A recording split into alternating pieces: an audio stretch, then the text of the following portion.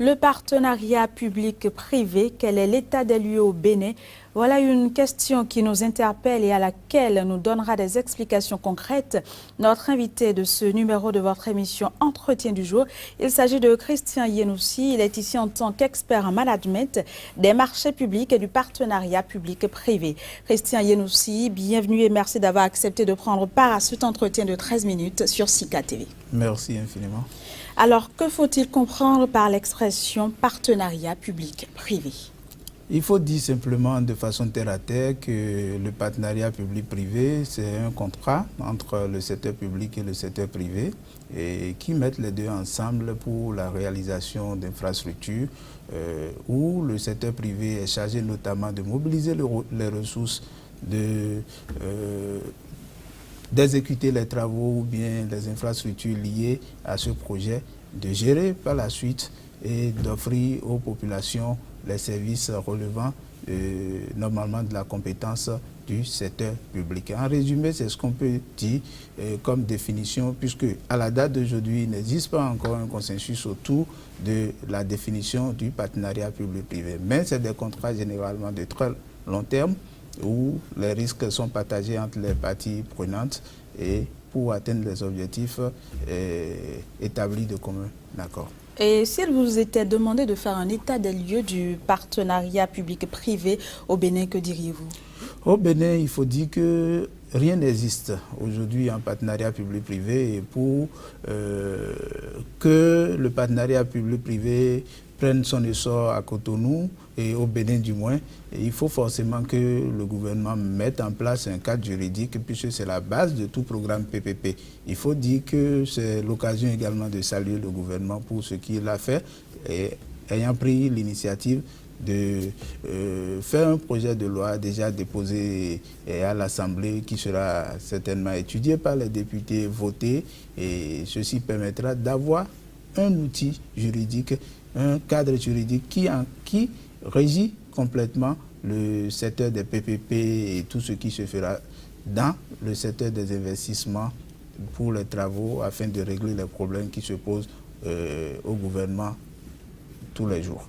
Comment réussir un programme partenariat public-privé? Comment pourrait-on réussir un partenariat public-privé? On l'a dit déjà dans un article publié par La Nation la dernière fois. Pour réussir un programme PPP, il faut 5 paramètres nécessaires. Il faut la volonté politique, ce que nous avons déjà par l'acte du gouvernement qui consiste à doter le pays d'un cadre juridique. Après la volonté politique, il faut le cadre juridique qui est en cours. Et après le cadre juridique, il faut forcément un cadre institutionnel qui définit, qui organise un peu tout ce qui sera acteur, organe de gestion des projets PPP et tout, et comment le processus va se faire du début, depuis l'identification du projet jusqu'à sa réalisation et pour finir la phase de gestion des contrats.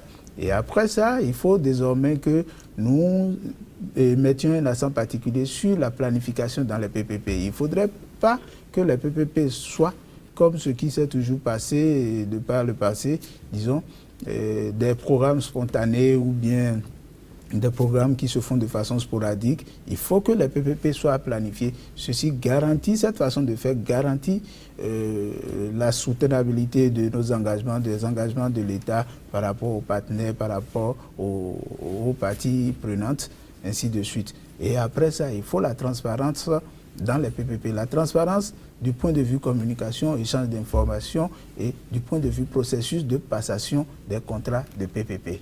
Donc pour ça, nous avons fait une réflexion qui a mis l'accent également sur la gestion et la passation des marchés publics, je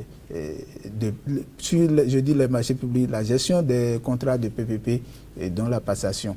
De ce point de vue, nous avons estimé qu'il faille revoir le système en place aujourd'hui en supprimant peut-être les personnes responsables des marchés publics dans les ministères, en les remplaçant par une direction dédiée à la gestion des contrats.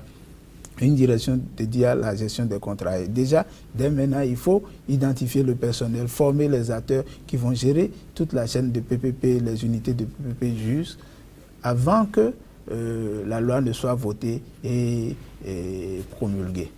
Alors, de façon pratique, si on prenait par exemple le secteur de l'énergie, comment est-ce que le programme PPP pourrait aider dans le secteur de l'énergie, par exemple? Oui, très belle question. Il faut dire que déjà, nous avons dit qu'à cette étape, le gouvernement doit avoir déjà un portefeuille qui récapitule déjà tous ces projets, les ambitions du gouvernement, puisque le président Talon a dit qu'il veut faire 5 ans. En 5 ans, ce qu'il veut faire, puisqu'aujourd'hui, on ne peut pas laisser le mécanisme PPP et aller s'aligner devant les institutions pour faire les procédures classiques de négociation de prêts, puis de financement et autres. Nous avons la possibilité de mobiliser des ressources par le secteur privé. Donc, revenant à votre question, il faut dire que c'est le mécanisme le plus facile, puisque là, il s'agira de faire payer le service par les usagers.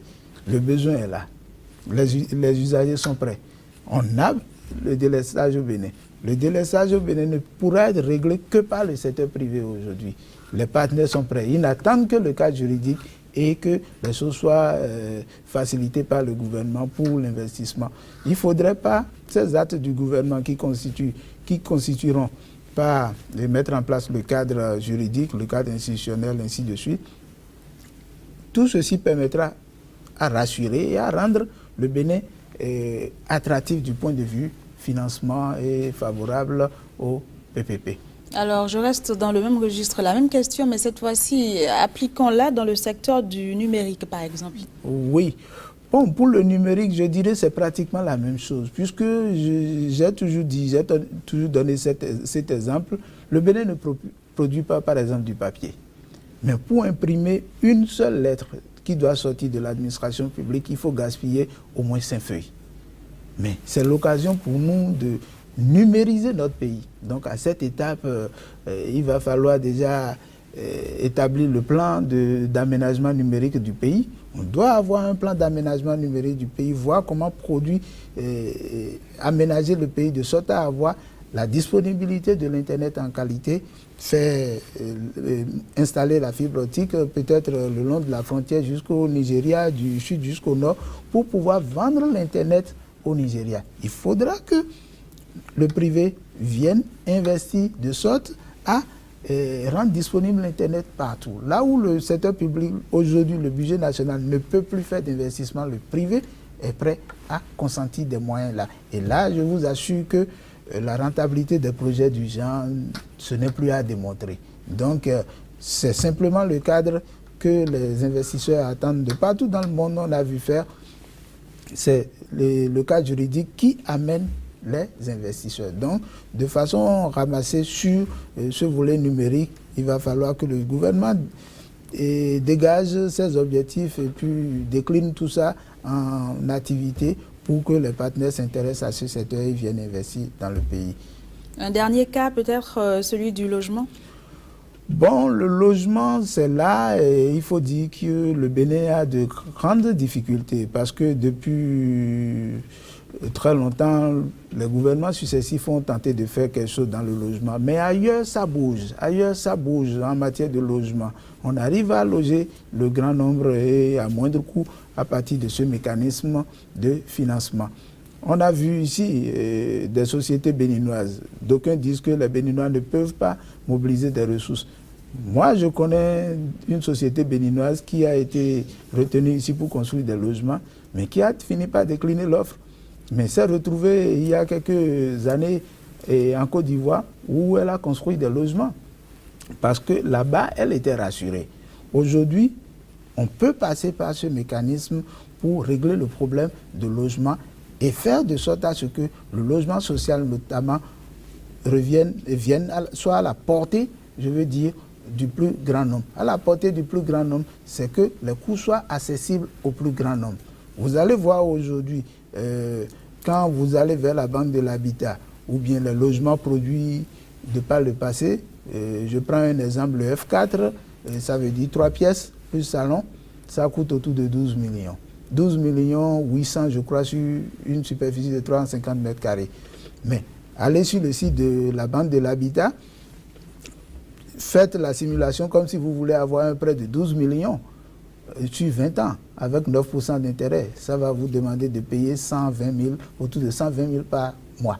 combien de Béninois travailleurs peuvent payer 120 000 francs par mois. C'est à ça qu'il faut travailler. Travailler à rehausser le niveau de vie du Béninois, son revenu, le rendre plus solvable du point de vue de son accès au logement.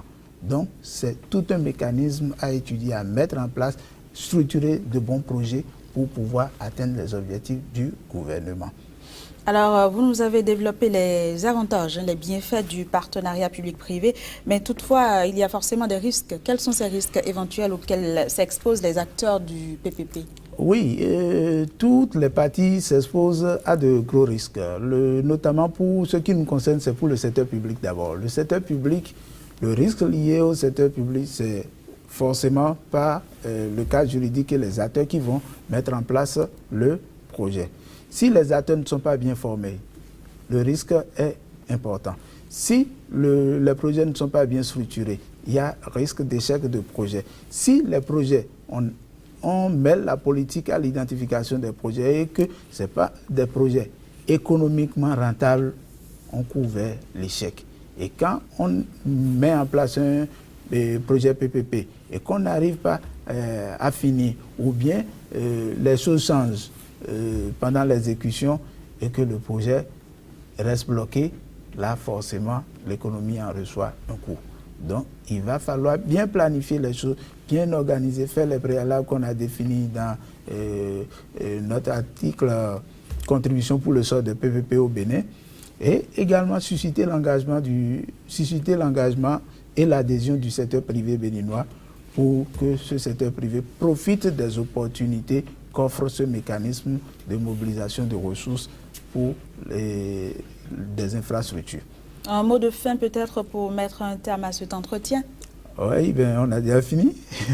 Ok, pour finir, je ne peux que vous remercier tous ceux-là qui s'intéressent à la question et qui veulent comprendre davantage. Nous sommes disposés à accompagner le processus, et à éclairer les uns et les autres, notamment le gouvernement, sur les démarches à faire jusqu'à avoir de projets bien structurés, des montages solides pour atteindre les objectifs escomptés. Alors, Christian Yenoussi, je rappelle que vous êtes ici en tant qu'expert en management des marchés publics et du partenariat public-privé. Et vous avez échangé avec nous sur le partenariat public-privé, notamment au Bénin. Christian Yenoussi, merci de nous avoir accordé cet entretien. On se donne rendez-vous pour une autre fois. Merci. Mesdames, Messieurs, vous l'avez compris, ce sera tout pour ce numéro de votre émission Entretien du jour sur Sika TV. On se dit à très vite.